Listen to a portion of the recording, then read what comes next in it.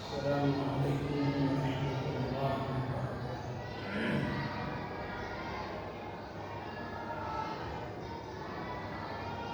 أعوذ بالله من الشيطان الرجيم. بسم الله الرحمن الرحيم.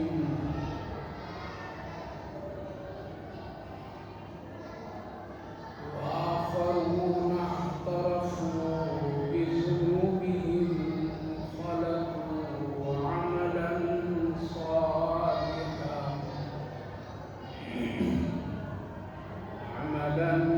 صالحا وآخر سيئا عسى الله أن يتوب عليهم إن الله غفور رحيم.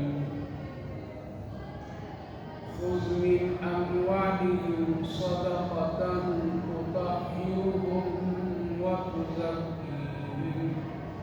وتزكيهم بها وصل عليهم إن صلاتك سكن لهم والله سميع عليم. ألم يعلموا أن الله هو يقبل التوبة عن عباده ويأخذ الصدقات وأن الله هو التواب الرحيم. وقل اعملوا فسيرى الله عملكم ورسوله والمؤمنون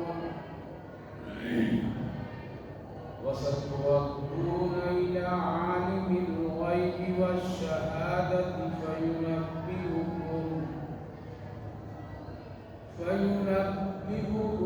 بما كنتم تعملون.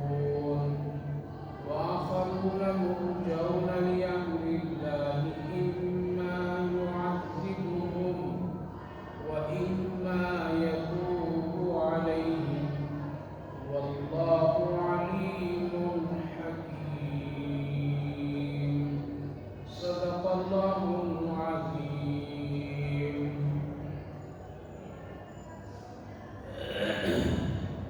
وآخرون اعترفوا بذنوبهم خلطوا عملا صالحا. اور دوسرے وہ لوگ جو لوگ کسی عذر سے رہ گئے تھے ان کے گناہ خلط مند نیکیوں کے ساتھ کچھ نیکی اور کچھ گناہ. عسى الله أن يتوب عليهم. قریب کہ اللہ ان کی توبہ کو قبول کر لے. ان اللہ غفور الرحیم. بے شک اللہ تعالیٰ بہت معاف کرنے والا نہایت ہی رحم کرنے والا. خذ من اموالهم صدقة تطهرهم وتزكيهم بها. ان کے مال قبول کیجیے زکوٰۃ کے تاکہ ان کی تطہیر ہو اور تزکیہ اس کے ذریعے سے. وصلی علیہم. اور ان کے حق میں اب دعا کیجیے. بے شک آپ کی دعا ان لوگوں کے لیے سکون کا ذریعہ ہو اور اللہ سننے والا اور جاننے والا. علم یعلم ان اللہ. کیا لوگ نہیں جانتے کہ بے شک اللہ تعالیٰ توبہ کو قبول کرنے والا ہے اپنے بندوں اور صدقات کو بھی قبول کرتا ہے اور اللہ تعالیٰ بہت زیادہ توبہ کو قبول کرنے والا اور نہایت ہی رحم کرنے والا. پیاری ماں اور بہنوں، اللہ رب العالمین کا شکر اس کا احسان کہ اللہ تعالیٰ نے آپ سبھی کو قرآن کریم کی اصلاح برکت مجلس میں آنے کی توفیق مرحمت فرمائی. اللہ تعالیٰ قبول فرمائے، عمل کی توفیق نصیب فرمائے. گزشتہ مجلس میں جس آیت کریمہ پر روشنی ڈالی گئی تھی، جس کا حاصل یہ تھا کہ اسلام اور ایمان کی خاطر مسلمانوں کی بڑی قربانیاں اور ان کی زندگی اور ان کی حیات میں اس نیکی کے کام میں بڑی بڑی دشواریاں اور مشکلاتوں کا سامنا ان کو کرنا پڑا، لیکن پھر بھی وہ لوگ یعنی وہ صحابہ کرام رضوان اللہ علیہم اجمعین ساری چیزوں کو اللہ اور اس کے رسول کی مرضی پر لگا کر محنت کرتے رہے اور اس قدر وہ محنت کیے دین ایمان اسلام کے لیے، اس سے اللہ ان سے راضی ہوا اور رضا کا پروانہ اس دنیا میں عطا فرمایا، اور ان لوگوں کے خاص نام قرآن کریم میں اللہ نے ذکر فرمایا، انصار اور مہاجر، جو بہت ہی خوبصورت جماعت گزری ہے، اور اللہ نے ان سبوں سے اپنی رضا کا اعلان فرمایا ہے اور جنت کا وعدہ کیا ہے، اور یہ سب صحابہ کے لیے بڑی کامیابی ہے۔ لہذا دین اور ایمان اور اسلام کی خاطر ان کی قربانیاں کبھی بھلائی نہیں جا سکتی ہے، اور ہم سب کے لیے وہ مقتدیٰ ہیں، ہم سب کے لیے وہ رہبر ہیں۔ ان کی قربانیاں اور ان کی تمام خدمات کی قدر کرنی چاہیے۔ اس وقت جو آیت کریمہ پڑھا، اس میں کچھ ان لوگوں کا ذکر ہے جس طرح سے پہلے منافقین کا ذکر ہوا، اور کئی اشاروں سے اللہ نے ذکر فرمایا کہ غزوہ تبوک میں وہ لوگ کس طرح سے جھوٹی قسمیں اور عذر پیش کر کے شریک نہیں ہوئے، اور ان کا نفاق بھی ظاہر ہوا اور وہ سب منافق قرار دیے گئے۔ جیسا کہ عرض کیا تھا، تین طرح کے لوگ تھے۔ ایک خالص مسلمان، وہ لوگ جو ایک ہی اعلان میں ایک ہی آواز میں وہ سب کے سب تیار ہو گئے کہ ہم کو چلنا ہے اور اللہ کے رسول صلی اللہ علیہ وسلم کے ساتھ غزوہ تبوک کی جہاد میں جنگ میں شریک ہو گئے، لہذا کوئی عذر نہیں کیا، پہلے پہل وہ لوگ تیار ہو گئے۔ ایک وہ لوگ تھے جو منافقوں کا معاملہ تھا، جو لوگ بہت کچھ عذر اور بہت ساری ایسی باتیں پیش کر کے وہ لوگ شریک نہیں ہوئے اور شریک نہیں ہونا چاہتے تھے۔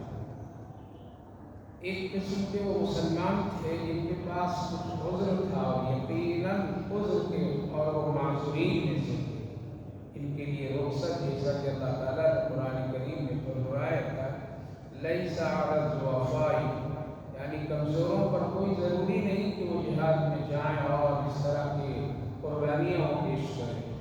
تو ایک وہ معذورین صحابہ کی جماعت تھی، مسلمان مخلصین تھی، جو اپنے عذر کی بنیاد پر شریک نہیں ہو سکے۔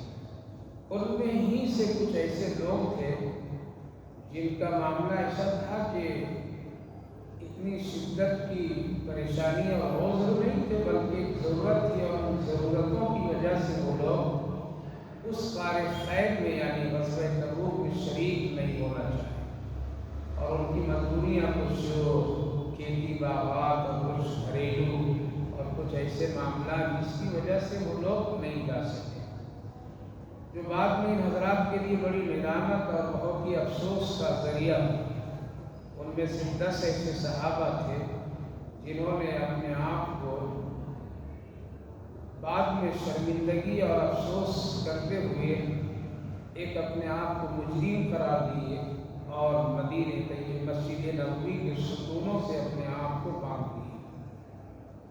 جن میں سے مشہور واقعہ حضرت ابو لبابہ کا، 7 ایسے لوگ تھے جو لوگ اس میں اپنے آپ کو باندھ لیے، اور پھر اللہ کی طرف سے ان کی توبہ قبول ہوئی، اور پھر نبی اکرم صلی اللہ علیہ وسلم اپنے ہاتھوں سے ان لوگوں کو ستونوں سے آزاد کیے یعنی کھول دیے۔ ان کے حالات کو اللہ نے اس آیت کریمہ میں ذکر فرمایا ہے، فرمایا کہ کچھ ایسے لوگ ہیں جن کی نیکیاں بھی اور کچھ گناہ بھی دونوں خلق مند ہیں، یعنی نیکی بھی ان کے اعمال میں ہے اور کچھ ان کے گناہ بھی خلط ملط ہیں۔ لہذا ایسے لوگوں کے لیے گنجائش اللہ نے دی ہے کہ اگر یہ لوگ توبہ کر لیں، اگر یہ لوگ اللہ کی طرف رجوع کر لیں تو اللہ تعالیٰ پھر ان کے گناہوں کو معاف فرما دیتا ہے، توبہ کو قبول کر لیتا ہے۔ لہذا وہ لوگ جو 7 لوگ تھے اور بعد میں 3 حضرات کا اور ذکر ہے، لہذا کل ملا کر کے 10 لوگوں کی تعداد بنتی تھی۔ ان کی نیکیوں کے بارے میں اور گناہوں کے بارے میں اللہ نے یہاں پر ذکر فرمایا کہ ایسے لوگ تھے جو لوگ اپنے گناہوں کا اقرار بھی وہ کر رہے تھے، ہاں ہم سے یہ غلطی ہو گئی، چوک ہو گئی، ہم کو جانا چاہیے تھا، لیکن ہم کسی دنیاوی اور کسی مصلحت اور کسی ضرورت کی وجہ سے نہیں گئے، ایسا نہیں کرنا چاہیے۔ لہذا ان کی نیکیاں اور ان کے گناہ دونوں ملے ہوئے آپس میں۔ ایسے لوگوں کے لیے اللہ نے ایک ڈھیل اور ایک سہولت دی کہ وہ توبہ اگر کر لیں تو ان کے آزار اور ان کے عذر اور ان کے گناہ کو اللہ معاف فرما۔ یہ آیت کریمہ اگرچہ خاص اس موقع کے لیے اور ان حضرات کے لیے ہے، لیکن علماء مفسرین فرماتے ہیں کہ اس میں عموم ہے، یعنی آج بھی اس طرح کے لوگ ہیں، مسلمانوں میں بھی آج بھی اس طرح کے لوگ پائے جاتے ہیں کہ ایک وہ لوگ ہیں جو بالکل مخلص ہیں، یہ ایمان میں اتنا پختہ ہوتے ہیں کہ ان کو دنیا کی کوئی طاقت ہٹا نہیں سکتی، بڑے مخلصین لوگ ہوتے ہیں، ہمیشہ وہ اللہ کے ساتھ، اللہ کے رسول کے ساتھ اتنا مضبوط رشتہ بنائے ہوتے ہو کہ کوئی ان سے ہٹا نہیں سکتا، بڑی سے بڑی مصیبت آ جائے، جس طرح کے بھی حالات آ جائے، اپنے دین ایمان پر وہ قائم رکھتے ہیں، ہر ایک کام اللہ اس کے رسول کے حکم کے مطابق کرتے ہیں۔ آج بھی مسلمانوں میں ایک طبقہ اور ایک جماعت ایسی ہے اور مخلصین کی جماعتیں آج موجود ہیں، وہ صبر و قناعت کے ساتھ زندگی اپنے ایمان اور اسلام پر گزارتے ہیں، ان کی بڑی تعداد ہے۔ علماء کرام کو دیکھیے، بزرگان دین کو دیکھیے، بہت سارے بڑے بڑے تاجر حضرات بھی ایسے ہیں، نیک لوگ ہیں جو اپنی مرضی سے زندگی نہیں گزارتے ہیں، اپنا مال اپنی مرضی سے نہیں خرچ کرتے بلکہ اللہ اس کے رسول کی مرضی پر خرچ کرتے ہیں اور احکامات کی بڑی پابندی کرتے ہیں، عبادات میں، معاملات میں وہ بڑے صاف صفائی کے ساتھ کرتے ہیں۔ ایسے لوگ گنے چنے چند لوگ ہیں، بڑی کم تعداد ہے، اور ایک مسلمانوں کا وہ تعداد ہے جو بہت بڑی تعداد ہے جس میں نفاق ہی نفاق ہے، اس میں بہت سی ایمان اور اسلام کی کمزوریاں ہیں، وہ بظاہر کبھی کبھار کوئی نیکی کا کام اور ایمان اور اسلام کی فکر کر لے، ورنہ ان کی پوری زندگی گناہوں میں اپنی مرضی پر گزر رہی ہے۔ ایسے لوگوں کی ایک بڑی تعداد ہے، اور ایسے ہی لوگ منافقوں کی جماعت میں شامل ہو جاتے ہیں۔ اور ایک طبقہ ایسا ہے مسلمانوں کا جس کا حال ایسا ہے کہ وہ حالات کو دیکھتے ہیں تو نیکی کا کام بھی کر لیتے ہیں، حالات کو دیکھتے ہیں اور متاثر ہوتے ہیں تو کچھ گناہ کا بھی کام کرتے ہیں۔ حج کا موقع آیا تو ایسا ہے، بڑے شوق اور بڑے جذبے کے ساتھ حج میں چلے جاتے ہیں، جمعہ کے دن بہت شاندار سے تیاری کر کے نماز جمعہ پڑھ لیتے ہیں، پھر ایک ہفتہ تک وہ نماز نہیں پڑھتے ہیں، یعنی کبھی کبھی وہ شوق میں اور کبھی جذبات میں حالات سے متاثر ہو کر کے وہ نیکی کا کام کر لیتے ہیں۔ بہت سارے ایسے لوگ ہیں کبھی جذبات اور شوق اور کسی کو دکھانے ہی کے غرض سے کبھی کبھی بہت بڑی بڑی رقم، بہت بڑی دولت اللہ اور اس کے رسول کے نام پر خرچ کر دیتے ہیں۔ تو ایسے لوگ بھی ہیں کہ نیکی کرنے میں بھی وقت پر وہ آگے بڑھ جاتے ہیں، اور جب موقع کبھی آتا ہے وہ سستی چھاتی ہے اور کبھی کبھی انہیں دنیا خالی، تو ایسے موقع پر وہ گناہ بھی خوب کر لیتے ہیں، فضول خرچیاں کر لیتے ہیں، شریعت اور دین سے وہ لوگ ہٹ جاتے ہیں۔ لہذا ان کی نیکیاں اور ان کا گناہ دونوں کے خلط ملط ہوتے ہیں۔ آج بھی ایسے مسلمانوں کی ایک بڑی تعداد ہے، اور ہم جیسے لوگ اسی طرح کے کام کرتے ہیں، موقع ملا تو نیکی، موقع ملا تو تہجد، موقع ملا تو صدقہ خیرات، موقع ملا اچھا ہے، اچھی حالات ہیں تو کچھ کر لیا، نہیں تو پھر گناہ بھی کر لیتے ہیں۔ تو خلط ملط جن کی نیکیاں اور گناہ دونوں ملے جلے ہوتے ہیں، ایسے لوگوں کے لیے اللہ ایک موقع دیتا ہے، توبہ کا راستہ دکھاتا ہے، توبہ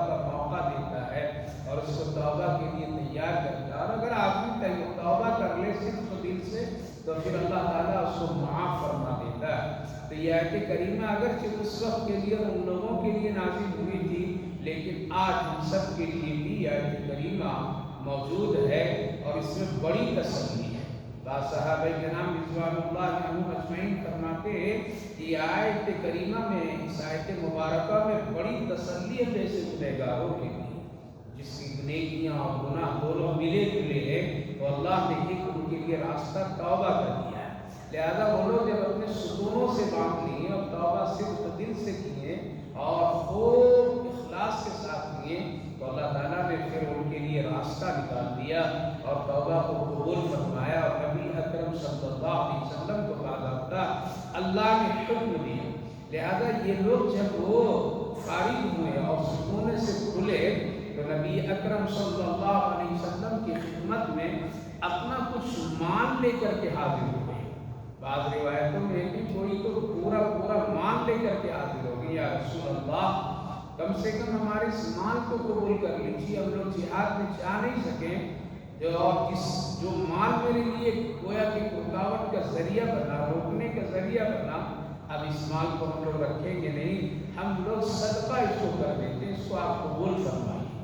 اللہ کے رسول صلی اللہ علیہ وسلم نے انکار فرمایا کہ ہم کو اس وقت میں مال لینے کا حکم نہیں ہے، اس لیے تم لوگوں کا مال ہم نہیں لیں گے اور تم لوگوں کی یہ چیزیں ہم قبول نہیں کریں گے۔ اور کیجیے کہ وہ لوگ دیکھیے کہ توبہ بھی ان کی قبول ہو گئی، آیت بھی نازل ہوئی ہے اور بہت پکی توبہ قبول ہوئی ہے، لیکن کچھ ڈھونڈتے ہیں کہ ہمارے لیے گناہ کا ذریعہ، رکاوٹ کا ذریعہ کون سی چیز بن رہی ہے، کون سی چیز نے ہم کو اس کار خیر سے اور نبی اکرم صلی اللہ علیہ وسلم کے ساتھ میں جانے سے، مسلمانوں کے ساتھ مل کر کے جہاد کرنے سے کون سی چیز روک دی۔ لہذا وہ ڈھونڈے اور فکر کیے تو مال نکلا، کیونکہ آج مال ہی کی وجہ سے بہت سارے گناہ ہم لوگ کر لیتے ہیں اور نیکیاں روک دیتے ہیں۔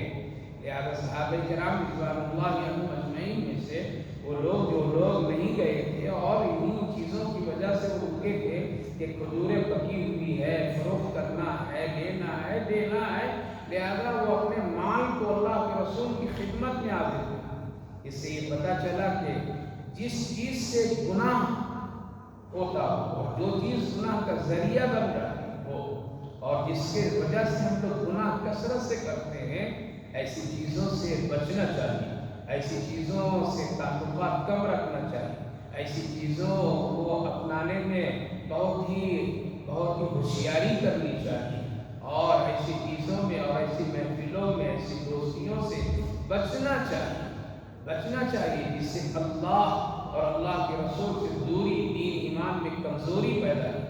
لیکن ہم لوگوں کا معاملہ ایسا ہے کہ اس سے بڑی محبت کرتے ہیں اور ایسی چیزوں کی بڑی قدر و عزت کرتے ہیں۔ موبائل یقیناً ایک ضرورت کی بہت اہم چیز ہے اس وقت میں، لیکن بس ضرورت ہی لوگ نہیں پوری کرتے ہیں، لیکن اس سے بہت بڑے گناہ، خطرناک گناہ کرتے ہیں۔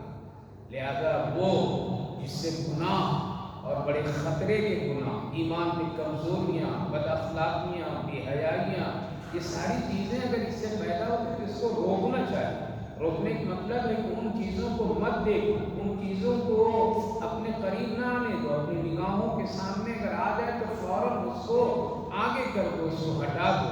نہ تو ہے ہمارے انگلیوں میں طاقت کہ اگر ہمارے نظروں کے سامنے موبائل کا استعمال کرتے وقت میں اگر کوئی فحش، کوئی گناہ، کوئی ایسی چیز جس سے ایمان اور اخلاق میں خرابی پیدا کر دے تو اپنی شہادت کی انگلی سے ذرا اس کو سرکا دیجیے، اپنے ہاتھوں سے اس کو آگے بڑھا دیجیے کہ میرے آقا، میرے اللہ کا حکم نہیں ہے ایسی گندی چیزیں دیکھنے کا، اتنا تو کر سکتے ہیں۔ لوگ یہی کہتے ہیں آج کل موبائل کے بغیر کوئی جینا مشکل ہے، آج کل تو موبائل کے بغیر کوئی کام ہی نہیں ہوتا۔ ہاں بھائی، جو چیز نہیں ہوتی اس کو لیجیے، مثلا بات کرنا ضروری ہے، بات کیجیے، پیغام کسی کو اچھا بھیجنا بھیجیے، اس سے جو ضروریات ہیں، دوسری چیزیں اور دوسرے بہت سارے کام، یعنی بینکوں کا کام، فون کے ذریعے سے اور بہت سارے دیگر ضروریات ہیں اور اچھی چیزیں اس کو استعمال کیجیے، لیکن گناہ مت استعمال کیجیے۔ ظاہر ہے کہ اس کے ذریعے سے آج کی بہت ساری ضروریات اس سے وابستہ ہو گئی ہیں، تو اسے اسی حد تک کے رکھنا چاہیے۔ لہذا جو چیز گناہ کا ذریعہ بنے اس سے بچنا چاہیے، صرف بہانہ بنا کر کے گناہ میں کے دلدل میں نہیں پھنسنا چاہیے۔ لہذا صحابہ کرام رضوان اللہ علیہم اجمعین نے مال نبی اکرم صلی اللہ علیہ وسلم کی خدمت میں جب پیش کیے تو آپ نے انکار فرمایا کہ ابھی ہم کو لینے کا حکم نہیں ہے، لہذا تم لوگ توبہ قبول ہوگی، بس اطمینان سے ہو، مال لینے کی ضرورت نہیں۔ اللہ رب العالمین نے اسی وقت آیت نازل فرمائے، خذ من اموالہم الصدقہ، اے میرے محبوب ان لوگوں کے مال یعنی زکوٰۃ جو دے رہے ہیں یہ لے لیجیے، اس کے ذریعے سے میں ان کو تطہیر کروں، ان کا دل پاک صاف کروں، تو زکیہم ان کے ظاہر اور باطن دونوں پاک کر دیں گے۔ اور پھر ایک کام کیجیے کہ یہ لینے کے بعد میں وصلی علیہم ان کے حق میں آپ دعا بھی فرمائیں، دعا کا فائدہ بھی اللہ نے بتایا، کیوں؟ ان صلاتک سکن لہم، آپ جب ان کے حق میں دعا کریں گے تو ان کے دل میں سکون پہنچے گا، سکون ملے گا، یہ مطمئن ہوں گے کہ میرے آقا مجھ سے خوش ہیں، میرے حق میں دعا کی، اور پھر اللہ سننے والا جاننے والا ہے۔ یہاں سے یہ پتہ چلا میرے ماں بہنوں کہ ہمیشہ آدمی کو اپنے مال کے ذریعے سے بھی اپنی پاکیزگی اور اپنی طہارت کرتے رہنا چاہیے۔ توبہ تو مستقل انسان کو پاک صاف کر دیتا ہے، توبہ کے ذریعے سے آدمی ایک مکمل پاک صاف گناہ سے ہو جاتا ہے، لیکن اس کے ساتھ ساتھ توبہ کے ساتھ ساتھ اگر کوئی صدقہ خیرات اور زکوٰۃ وغیرہ کا اہتمام کرتا ہے تو مزید اس میں نکھار پیدا ہوتا ہے، مزید اس کے اندر میں اور خوشنمائی پیدا ہو جاتی ہے، اور مزید یہ اللہ کی نظر میں بہت محبوب اور مقبول بن جاتا ہے۔ مزید ایسا کرنے والا انسان کے دل میں اللہ کی محبت آ جاتی، مال کی محبت ختم ہو جاتی ہے۔ کوئی اگر آدمی یہ کہے کہ جب توبہ کر لیا ہے تو آدمی اور توبہ کے ذریعے سے اللہ سارے گناہ کو معاف کر دیا اور وہ کیا ہو گیا، بالکل دھل دھلائے صاف صاف اور بالکل تطہیر ہو گئی اس کی، تو پھر الگ سے مال اور صدقات خیرات کے ذریعے سے پاکیزگی اختیار کرنے کی کیا ضرورت ہے؟ یہ تو ایک گویا کہ ایک بڑی ذمہ داری اور ایک اضافی چیز اللہ نے کرنے کا حکم دے دیا۔ اس کی مثال آسان سے، اور اس کا جواب یہ ہے کہ ہمارا کپڑا دھوتے ہیں، کپڑا دھو دیا مشین کے ذریعے سے یا جس طرح سے بھی آپ کپڑا دھو لیے، کپڑا تو صاف ہو گیا، سکھائے اس کو صاف ہو گیا کپڑا، بالکل اب اس میں کوئی گندگی نہیں، اس کے اندر میں ابھی کوئی چیز اب گندی نظر نہیں آ رہی ہے، صاف کپڑا ہو گیا۔ لیکن اس کے بعد بھی کیا کرتے ہیں، اس کپڑے کے دھلنے دھلانے کے بعد، سوکھنے کے بعد پھر ہم اس پر استری کرتے ہیں اور اس کو ایک بہت ہی خوبصورت بناتے ہیں۔ یہ جو کہیں کہیں ذرا سا کپڑے میں جھلیاں آ گئی، سکڑ گیا، ٹیڑھا میڑھا ہو گیا، تو اس میں استری کر کے ہم لوگ کیا کرتے ہیں، اس کپڑے کو اور خوبصورت بناتے ہیں۔ کوئی آدمی کہے گا ارے میاں تو دھو لیا، صاف ہو گیا، تو اس کو پھر اتنا لگانے اور اس کو اتنی محنت کرنے، پیسہ خرچ کرنے کی ضرورت کیا ہے؟ پھر اتنا ہی نہیں بلکہ اس کے ساتھ ساتھ میں پہن کر کے اس میں خوشبو ڈالتے اس کپڑے پر، عطر لگاتے ہیں یا جو بھی ہوتا ہے اس پر ایک طرح تاکہ اور مزید تطہیر اور تزکیہ اس میں حاصل ہو جائے، خوشنمائی آ جائے۔ لہذا جتنا آدمی اس کو سنوارتا ہے اتنا ہی وہ اچھا دوسروں کی نظر میں بھی آتا ہے۔ اسی طرح سے توبہ ایک ہے، توبہ آدمی کر لینے کے بعد میں پھر کچھ اور جو کمی کوتاہی کر گئی ہو، اس لیے کہ فوراً آدمی بہت ہی پاکیزہ بن کر کے عمل کرنا شروع نہیں کر دیتا ہے کہ توبہ کر لیا تو فوراً ولی بن جائے گا، توبہ کر لیا تو فوراً بہت ہی نیک بادشاہ بن جائے گا، نہیں، ابھی اس کے اندر میں گناہوں کی حرارت باقی رہتی ہے۔ جیسے مثال سے سمجھیے، آپ گھر میں کھانا پکاتی ہیں، روٹیاں پکاتی ہیں، تو توا اگر چولہے کو بند کرنے کے بعد توا اگر آپ روٹی کے توے کو اگر نیچے کر دیں اور ہٹا دیں چولہے پر سے تو فوراً وہ ٹھنڈا نہیں ہو جاتا ہے بلکہ ایک وقت لگتا ہے، تھوڑا سا وقت لگتا ہے، اور وقت لگنے کے بعد وہ توا ٹھنڈا ہوتا ہے۔ کوئی یہ نہیں کہے گا کہ نہیں چولہا تو گیس میں نے بند کر دیے ہے، اب تو چولہے سے اس کو ہٹا دیا ہے، اب اس میں گرمی اور حرارت کی کوئی چیز نہیں، ہاتھ میں رکھ سکتے ہیں، آپ رکھیں گے تو جل جائے گا، ہاتھ جل جائے گا، کیوں تھوڑا دیر انتظار کرنا پڑتا ہے اور وہ قہوے کو ٹھنڈا ہونے میں وقت لگتا ہے، کیونکہ ابھی آگ تو بجھ گئی ہے لیکن آگ کی حرارت اس میں موجود ہے۔ اسی طرح توبہ کر لینے کے بعد انسان کے اندر میں اس گناہ کی حرارت کچھ کیفیت باقی رہتی ہے، وہ پھر بعد میں ذکر اللہ سے اور پاکیزگی آتی ہے، استغفار کرنے سے اور پاکی آتی ہے، صدقہ خیرات کر دینے سے اور پاکیزگی اس کے اندر آتی ہے، جیسے کپڑے میں استری کر دینا، خوشبو لگانا، سمیٹ کر کے اس کو سلیقے سے الماری میں رکھ دینا، یہ سب کپڑوں کے ساتھ میں اور اس کی خوشنمائی اور اچھائی ہوتی ہے۔ تو اسی لیے اللہ نے حکم دیا کہ اگر یہ مال دے رہے ہیں، کیونکہ یہ مال کی محبت سے آدمی کبھی کبھی نیک راستے سے ہٹ جاتا ہے، گناہ کر لیتا ہے، تو آپ ان کے مال کو قبول کیجیے۔ یہ زکوٰۃ اگر نکال رہے ہیں تو ان کی زکوٰۃ کو قبول کیجیے، کیوں؟ اس کے دو فائدے، وَتُطَہِّرُ، اس سے ان کی پاکیزگی ہو۔ پتہ چلا کہ مال کے ذریعے سے آدمی کا دل پاک ہو جاتا ہے، پاک اس اعتبار سے ہوتا ہے کہ اس کے دل سے اللہ مال کی محبت کو نکال کر کے اپنی محبت عطا فرماتا ہے اور پھر برکتیں عطا فرماتا ہے، تو زکی اور اللہ اس کے ذریعے سے تزکیہ کر دیتا ہے، یعنی ظاہر اور باطن دونوں اس کو ٹھیک کر دیتا ہے۔ تیسرا حکم جو ہے بہت ہی اہم ہے، وَصَلِّ عَلَيْهِمْ، اور جب یہ مال دے دیں تو آپ ان کے حق میں دعائیں کیجیے۔ پتہ یہ چلا کہ کوئی آدمی اگر کسی کی مدد کرتا ہے، کوئی آدمی اگر زکوٰۃ صدقات خیرات دے کر کے کسی دینی ادارے کو یا دینی کاموں میں شریک ہوتا ہے اور دیتا ہے اور کسی کے ہاتھ میں دیتا ہے، تو لینے والے کے لیے حکم یہ ہے کہ اس کے حق میں دعا دیں، اس کے حق میں بغیر کہے ہوئے دعا کریں۔ صلی علیہ، نبی اکرم صلی اللہ علیہ وسلم کی دعا ان کے حق میں ہوتی تھی اور آپ دعا فرماتے تھے، لہذا یہ سنت ہے کہ اگر کوئی آدمی کسی کی مدد کرے اور کوئی چیز دے تو ان کے حق میں دعا کرنی چاہیے، دعا میں بخل نہیں کرنا چاہیے، بلکہ یہ دعا کرنا سنت ہے۔ اور یہ دعا کرنے کی وجہ سے ایسا نہیں ہے کہ اس کے دینے میں کوئی اجر میں کمی آ جائے اور اسی طرح سے کوئی اس کے لیے نقصان ہو جائے گا، نہیں، بلکہ مزید اور اس کو نیکیاں اور ثواب ملے گا، اور یہ ایک انسانیت اور ایک اخلاقی چیز ہے، لہذا لینے کے بعد شکر ادا کرنا چاہیے، لینے کے بعد دعا دینی چاہیے۔ اللہ تیرے مال میں برکت دے، تیری عزت میں برکت دے، عمر میں برکت دے، تیری کمائی میں برکت دے، جو بھی مناسب ہو اس سے اس کے دل میں سکون پہنچے، وہ بھی اس کے لیے دعا ہے۔ یہ بہت اچھی چیز ہے، اور ہمیشہ کبھی کسی کو دعا دیجیے تو اچھی دعا دیا کیجیے، اس دعا کا پھل آپ کو بھی ملے گا۔ ہم لوگوں کی یہ عادت ہے، ہم لوگ اگر ذہنی مریض ہیں اور بیمار ہیں اور ذہنی بخیل ہیں کہ ہم لوگ کسی کے حق میں اچھی دعا جلدی نہیں کرتے ہیں۔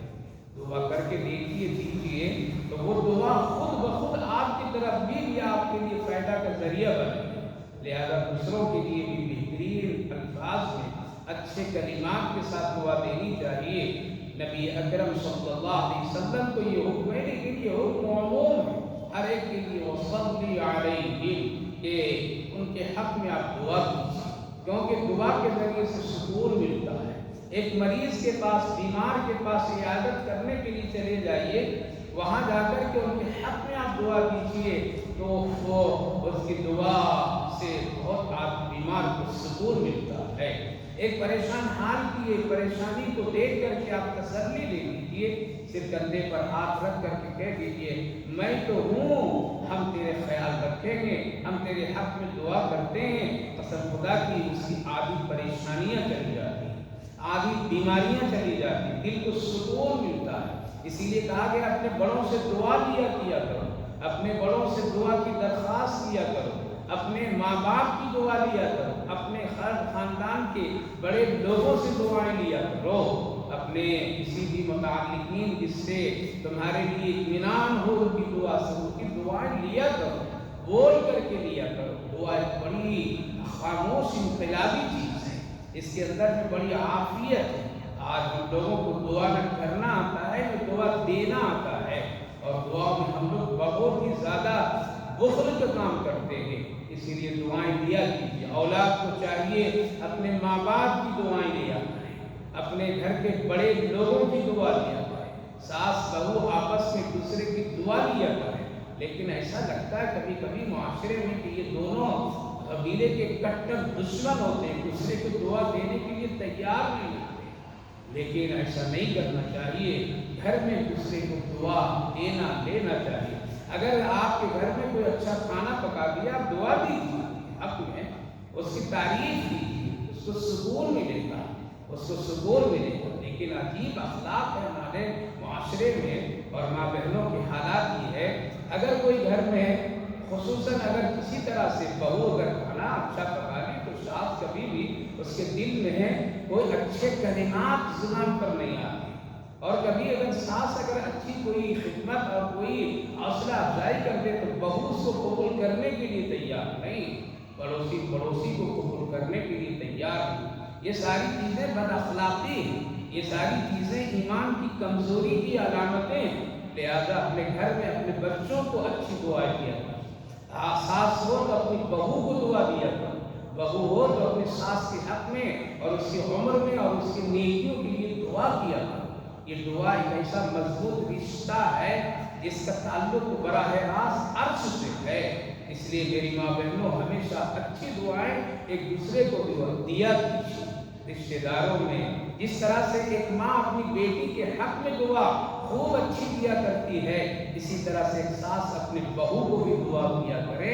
یہ دونوں اخلاق اللہ دیکھنا چاہتا ہے، دونوں کی طرف اور دونوں خیالوں کو اللہ جانتا ہے۔ اس لیے ان الصلاۃ، بڑے لوگوں کی دعا سے سکون مل جاتا ہے، بڑے لوگوں کی دعاؤں سے راحت ملتی ہے، بڑے لوگوں کی دعا سے کام بنا دیتا ہے اللہ تعالیٰ۔ اور کیوں نہ بنائے، انسان اگر خوش ہو جائے تو اس کی دعا بڑی جلدی لگتی ہے۔ ایک معمولی جانور، پرندے چرندے اگر خوش ہوتے ہیں تو وہ بھی ایک آدمی کے حق میں دعا دے دے گا اور اس کی دعائیں لگتی ہے اور سنی جاتی ہے، اللہ قبول کرتا ہے۔ حدیث پاک میں ہم اور آپ سنتے رہتے ہیں کہ روزے داروں کے لیے سمندر کی مچھلیاں بھی دعا کرتی ہے۔ طالب علم جو اللہ کے راستے میں نکل کر کے علم دین حاصل کرتا ہے تو اس کے حق میں سمندر دریاؤں کے مچھلیاں بھی دعا کرتی ہیں۔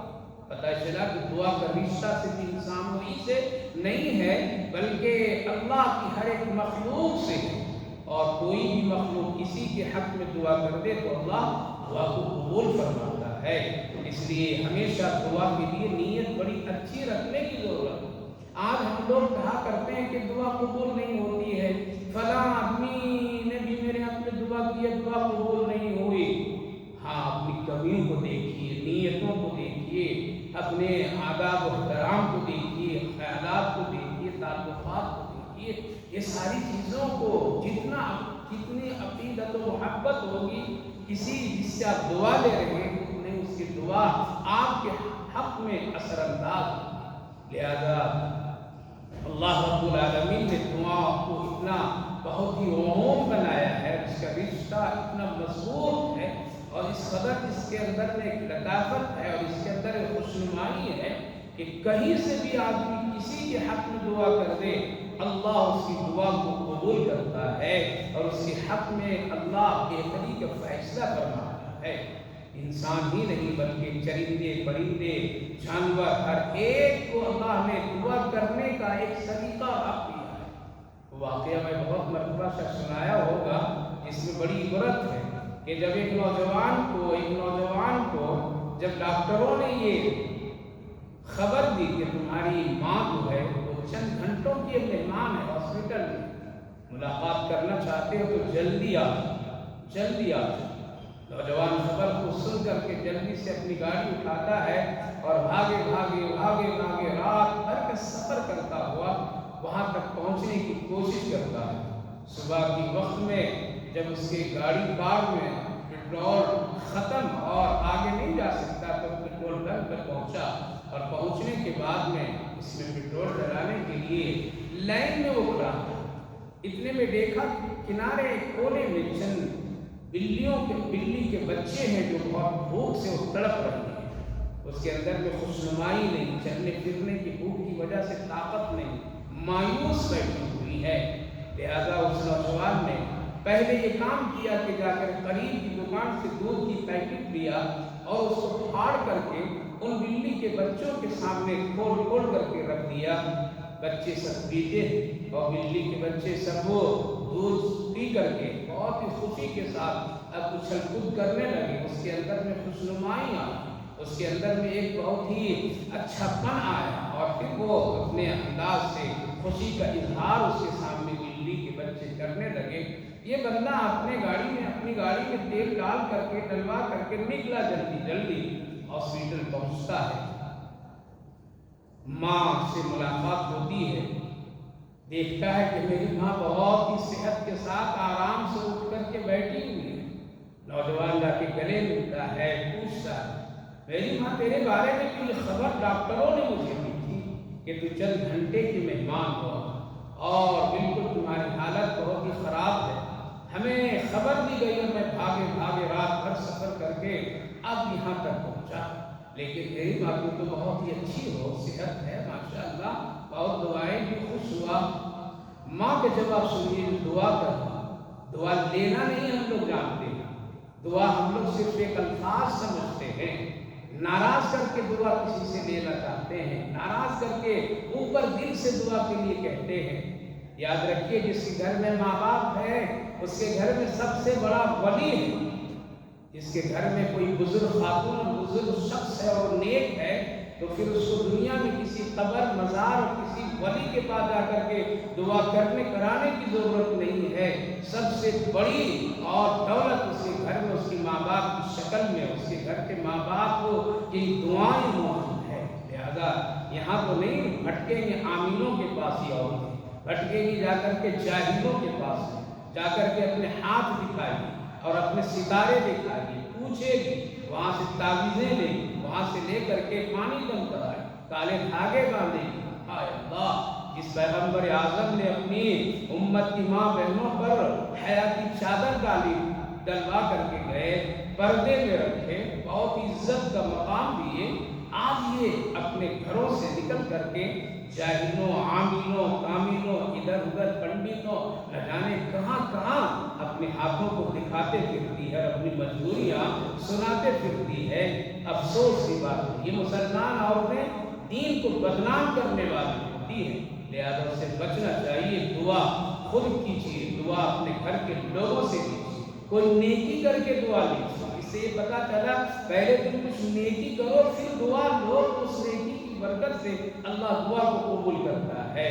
لہذا اس نوجوان کے کہنے پر ماں کہنے لگی بیٹا بالکل حالات میری ایسے ہی تھی اور میں چند گھنٹوں کی مہمان تھی، بالکل کوئی اس میں شک نہیں ہے، لیکن رات میں خواب دیکھتی ہوں کہ میرے حق میں میری صحت اور شفا کے لیے چند بلی کے بچے دعا کرتے ہیں، ان کی دعاؤں کی برکت سے اللہ نے مجھے فوراً صحت دی ہے۔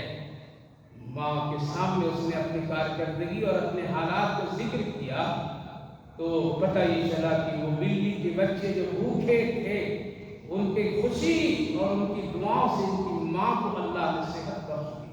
آج گھر میں ناراض کر کے جھگڑے کر کے فتنے پیدا کر کے آپس میں لڑ بھیڑ کر کے ہم لوگ چاہتے ہیں کہ بس امام صاحب کے پاس ایک پرچی لکھ دیں کہ دعائے مغفرت تو بس جنت میں چلے جائیں، کسی سے کہہ دیں کہ ہو جائے۔ پہلے نیکی کا کام کیجیے، صدقہ خیرات کچھ کیجیے، خوش رہیے، خوش کیجیے اور آپس کی قدرتیں دلوں سے نکال کر کے ایک پاک صاف دل اور زبان بنائیے، پھر دیکھیے جس زبان سے پاکیزگی کے کلمات نکلیں گے اس کو اللہ ضرور قبول کرے گا۔ تو عرض یہ کرنا ہے کہ ہمیشہ دعا لینی چاہیے۔ اِنَّ صَلَاتَكَ سَكَنٌ لَهُمْ، اللہ رب العالمین نے یہاں حکم دیا نبی اکرم صلی اللہ علیہ وسلم کو آپ ان کے حق میں دعا کیا کیجیے، اس لیے آپ اپنی پوری امت کے حق میں دعا فرمائیں۔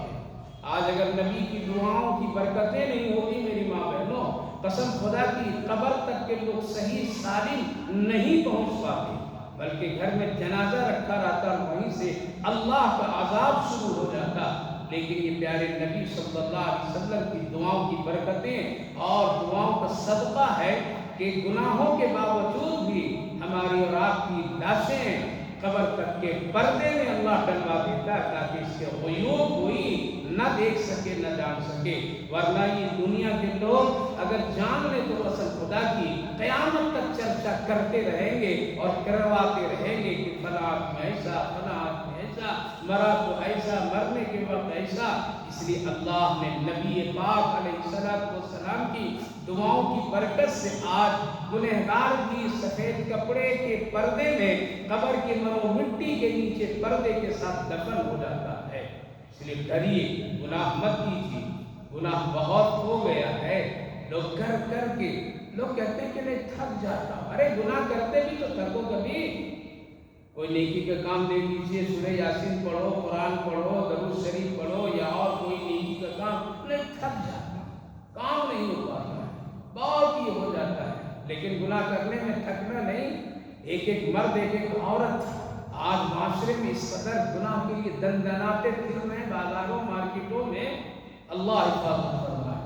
20 کلومیٹر کے فاصلے پر، 30 کلومیٹر کے فاصلے پر اگر کوئی شادی اور ولیمے کی دعوت آ جائے تو آج کئی مسلمان مرد عورت تھکتے نہیں، وہاں تک جانے میں ان کو کوئی ملال نہیں، کوئی تکلیف نہیں، یہاں جانے میں ان کے لیے کوئی وقت و رکاوٹ نہیں ہے۔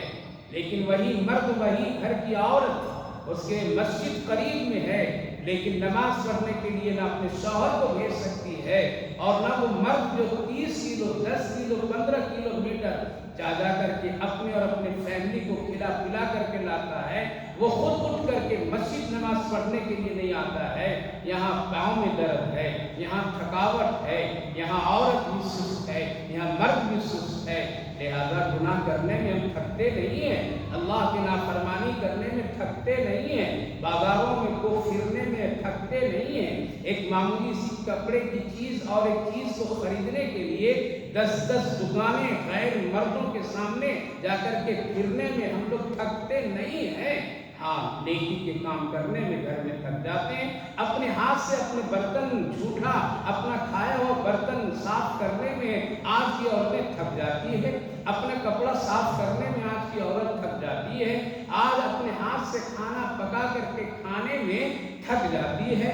آج کی عورتیں اللہ اکبر بہت سے دینی کے کام، ذکر اذکار، نماز، یہ سب میں تھک جاتی ہیں، لیکن دوسرے کاموں میں تھکے گی نہیں۔ اللہ کو یہاں کیا جواب دے گی سوچئے ذرا۔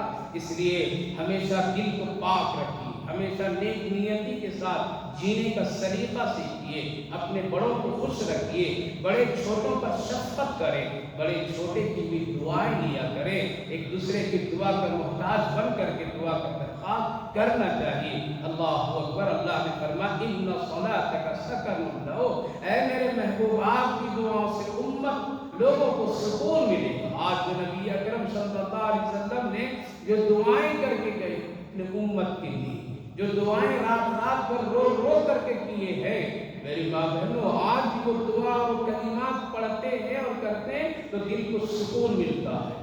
دعا ایک ایسی چیز ہے کہ عرش تک کے بغیر کسی حجاب کے پہنچ، اس لیے دعا میں سکون ہے، دعا میں عافیت ہے، دعا میں اللہ سے قرب ہے، دعا میں نبی کی سنت ہے۔ اس لیے دعا خود بھی کیجیے، دوسروں کے حق میں بھی دعا کرائیے اور کیجیے۔ اور سب سے بڑی چیز ہے دعا کے لیے، دعا کی قبول ہونے سے پہلے کچھ نیکی کے بھی کام کر دیجیے، تاکہ واسطہ دیجیے اللہ یہ اس نیکی کی برکت سے، اے اللہ اس صدقے کی برکت سے، اے اللہ اس تسبیحات کی برکت سے، اے اللہ میری دعا کو قبول فرمائیے۔ تب یہ دعا میں بہت ہی زیادہ مقبولیت اور محبوبیت پیدا ہو جاتی۔ اللہ فرمایا واللہ سمیع علیم، اللہ سننے والا ہے اور جاننے والا بھی ہے۔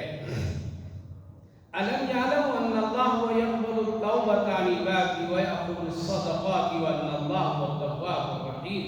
اللہ فرمایا کہ لوگ نہیں جانتے کہ میں توبہ کو قبول کرتا ہوں اپنے بندے سے۔ اللہ رب العالمین ہی تو وہ ذات ہے کہ بندوں کے سارے گناہ دیکھنے کے باوجود بھی اگر بندہ ایک مرتبہ کہتا ہے اے اللہ معاف کر دیجیے اب نہیں کروں گا، تو اللہ فرماتا ہے تو قبول کر لیتے فوراً۔ اور توبہ کے لیے اللہ بڑی بھیڑ، بہت سہولت، بہت آسانیاں دے رہا ہے۔ اس لیے توبہ ایک ایسا حسن ہے اس کے کرنے سے آدمی پاک صاف ہو جاتا ہے۔ جس طرح غسل کرنے سے آدمی کے جسم سے میل کچیل نکل کر کے صاف و شفاف ہو جاتا ہے، اسی طرح توبہ سے آدمی گناہوں سے پاک صاف ہو جاتا ہے۔ وہ یقبل التوبۃ عن عبادہ ویأخذ الصدقات، اور صدقہ لینے کا بھی اللہ حکم دیتا ہے اور قبول کرتا ہے۔ اسی لیے نبی اکرم صلی اللہ علیہ وسلم کے دور سے آج تک کے زکوٰۃ کا نظام چل رہا ہے، اور اس پر مسلمان الحمدللہ آج تک کی عمل کر رہے ہیں، جس کی وجہ سے بڑے بڑے مدارس، چھوٹے چھوٹے مدارس، مکاتب دین کی خدمتیں ہو رہی ہیں اور لوگ کر رہے ہیں۔ یہ اسی آیت کریمہ کی برکت اور روشنی ہے کہ اللہ حکم دیا، اس پر عمل لوگ کر رہے ہیں۔ وَأَنَّ اللَّهَ هُوَ التَّوَّابُ الرَّحِيمُ، اللہ فرمایا کہ کر لو یہ سب کام، نہیں کرو گے تو قُلِ اعْمَلُوا فَسَيَرَى اللَّهُ عَمَلَكُمْ وَرَسُولُهُ وَالْمُؤْمِنُونَ وَسَتُرَدُّونَ إِلَىٰ عَالِمِ الْغَيْبِ، چلو پھرو دیکھو، اللہ رب العالمین نے حکم دیا، دیکھو پھر کیا ہوگا۔ اس دنیا میں جیسے تیسے جو بھی ہے زندگی گزار لوگے، اور پھر ایک دن اس عالم غیب کی طرف لوٹ کر کے آؤ گے، جہاں ہر ایک چیز اللہ رب العالمین ظاہر کر دے گا۔ فَيُنَبِّئُكُم بِمَا كُنتُمْ تَعْمَلُونَ، اس وقت نام اعمال میں ساری نیکی بدی گناہ سب وہاں پر ظاہر ہو جائیں گے۔ ایک دن تم کو آنا ہے، لوٹ کر کے اللہ لوٹا دے گا۔ وَآخَرُونَ مُرْجَوْنَ لِأَمْرِ اللَّهِ، اور اللہ رب العالمین نے کچھ ایسے لوگوں کا معاملہ ایسا رکھا ہے کہ اللہ چاہے تو معاف کر دے، اللہ چاہے تو توبہ کو قبول کر لے۔ اللہ رب العالمین با اختیار ہے، وہ جب کسی کو معاف کرتا ہے تو کسی سے پوچھتا نہیں ہے کہ اسے معاف کروں یا نہیں کروں، اللہ با اختیار ہے۔ اور جب کسی کو پکڑنے پر آتا ہے تو پوچھتا بھی نہیں پکڑو یا نہیں پکڑو، بلکہ عذاب دے دیتا ہے۔ اسی لیے ہمیشہ اللہ سے خیر کی امید رکھنی چاہیے، ہمیشہ اللہ سے رحمت کی امید رکھنی چاہیے، اللہ رب العالمین سے عذاب کی امید نہیں رکھنی چاہیے۔ اللہ معاف کرنے والا ہے، یہ امید رکھ کر کے معافی مانگتے رہیے۔ تو اللہ تعالیٰ نے کچھ ایسے لوگوں کے لیے ایسا حال بھی رکھا ہے کہ وہ چاہے تو معاف کر دے، چاہے تو پکڑ لے۔ اسی لیے دعا کیا کرتے تھے رسول اللہ صلی اللہ علیہ وسلم، اے اللہ تیرا نبی محمد تیرا بندہ ہے، اختیار ہے، آپ جو چاہیں میرے ساتھ کر لیں، عذاب دینا ہے تو آپ دے سکتے ہیں، بچا لیں تو آپ کی رحمت ہے۔ لہذا حضرت عیسیٰ علیہ السلام بھی یہی دعا کرتے تھے، اے اللہ میں تیرا بندہ ہوں، تو چاہے تو عذاب دے دے، نہیں تو تیری رحمت سے ہم امید رکھتے ہیں کہ ہمیں معاف کر دے۔ یہ چیزیں اللہ رب العالمین سے ڈریے۔ آج بہت دلیر لوگ ہو گئے اور کہتے ہیں ہم معافی منگوا لیں گے، معاف کروا لیں گے، جا تم اپنا کام کر۔ نہیں، ایسا جملہ اگر کوئی بولتا ہے تو گناہ کا جملہ ہے، اس سے بچنا چاہیے۔ واللہ علیم حکیم، اللہ تعالیٰ بہت زیادہ جاننے والا، حکمت والا ہے۔ خلاصہ ان تمام آیت کریمہ کا ہے کہ مسلمانوں کا 3 درجہ ہے، ایک مخلص مسلمان، ایک منافق مسلمان، اور ایک آدھا بیدہ والا مسلمان۔ اپنے کو پسند کیجئے کہ کون سا مسلمان بن کر کے زندگی گزار کر کے اللہ کے پاس جانا ہے، مخلص مسلمان یا منافق مسلمان، یا پھر آدھا بیدہ، ہاؤلائی کا ہاؤلائی۔ ایسا نہیں رہنا چاہیے، بلکہ مخلص رہیے، ہمیشہ ایک اللہ کے رسول پر ایمان رکھیے اور اطاعت و فرما برداری کیجیے۔ دوسری بات یہ ہے کہ گناہ پر توبہ، اور توبہ کے بعد کچھ صدقات، خیرات، زکوٰۃ، اس کا اہتمام کرنے سے توبہ میں مزید مقبولیت اور محبوبیت آ جاتی ہے۔ اس لیے ہمیشہ صدقہ خیرات کا عمل جاری رکھنا چاہیے، اور اس سے بڑے فائدے۔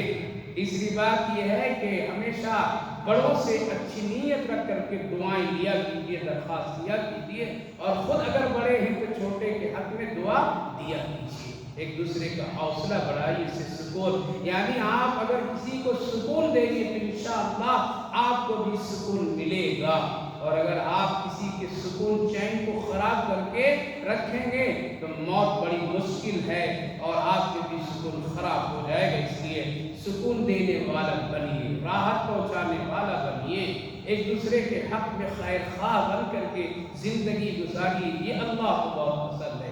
اور سب سے آخری بات یہ ہے، ایک دن لوٹ کر کے اللہ کے پاس جانا ہے، جہاں نام اعمال میں ساری چیزیں ظاہر ہوگی، اور اس کو دیکھ کر کے اس وقت پتہ چلے گا ہم نے کیا کیا کیا ہے۔ اس سے پہلے پاک صاف ہو جانا چاہیے، اس سے پہلے توبہ کا راستہ اختیار کر لینا چاہیے، اور اس گھنی اور چلتی پھرتی دنیا کی چمک دمک سے بچ کر کے اپنی آخرت بنانے کی فکر کرنی چاہیے۔ اس لیے عمر بڑھتی نہیں ہے، عمر ہمیشہ گھٹتی جاتی ہے۔ اللہ آپ کو بھی سمجھ اور عمل کی توفیق نصیب فرمائے، ہمیں بھی اللہ عمل اور سمجھ کی توفیق نصیب فرمائے۔ اللہم صلی علی سیدنا نبینا حبیبنا مولانا محمد وبارک وسلم علیہ۔ ربنا آتنا فی الدنیا حسنۃ وفی الآخرۃ حسنۃ وقنا عذاب النار۔ اے اللہ ہم سب تیرے بندے کمزور ہیں، گنہگار ہیں، خطا کار ہیں، ظاہر اور باطن بہت گندا ہے۔ اے اللہ دنیا کی خواہشات نے ہم سب کو آخرت کے راستے سے بھٹکا دیا، تیری محبت سے ہم لوگ دور ہو گئے، پیارے نبی صلی اللہ علیہ وسلم کی سنت اور شریعت سے ہٹ کٹ گئے۔ اے اللہ ہم سب کو ہدایت کا راستہ دکھا دیجیے، ہدایت کے راستے پر چلا دیجیے۔ گناہ کرنا اللہ ہم سب کے لیے مشکل بنا کر کے نیکیوں کو آسان کر دیجیے۔ اے ارحم الراحمین سچے دل سے توبہ کی توفیق نصیب فرمائے۔ گناہ زیادہ ہے، نیکیاں کم ہیں۔ اللہ تو اپنا خاص فضل فرما، ساری ماں بہنوں پر خاص فضل فرما، بھائی بزرگوں پر رحم کرم کا معاملہ فرما، بچے بچیوں پر رحم کرم کا معاملہ فرما۔ اس وقت ملک کے حالات میں جتنی پریشانیاں امت مسلمہ کے ساتھ ہے، اللہ عافیت کا معاملہ فرما، سکون کا معاملہ فرمائیے۔